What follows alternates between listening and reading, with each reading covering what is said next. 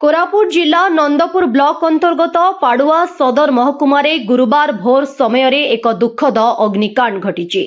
पाडुआर व्यवसायी सीमा नाईक दुकान गृह में हठात निया लगी जिबारु दुकान रे थिबा लक्षाधिक टंका मूल्यर गाड़ी जंत्रांश इंजिन ऑयल टायर सह विभिन्न सामग्री जली पोड़ी संपूर्ण नष्ट हो जाइछि। सूचना अनुसार गतकाली नंदपुर पाडुआ अंचल काल बैशाखीर तांडव जोगु समग्र अंचल विद्युत विहीन होई अंधार रे रहिथिला। एही समय रे रातिरे दुकान गृह रे निया लागिथिबा जणा पड़िथिला। परिवार लोके घरे गभीर निद्रा रे थिबा बेले एही अग्निकांड घटिथिबा स्थानीय लोके कहिसंती।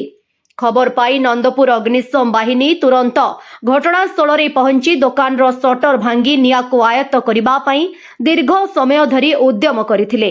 अग्निशम कर्मचारी तत्परता जोगु निया निकटस्थ घरगुड़ी को व्यापीबारु रोका जाइथिला।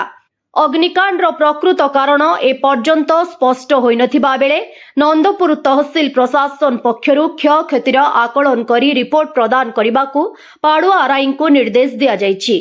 दुकान रो समस्त सामग्री पोड़ी नष्ट होई जिबारु दुकान मालिक सीमा नायक गभीर चिंतारे थिबा बेले सरकारी सहायता प्रदान पाई स्थानीय लोके दाबी करिसंती।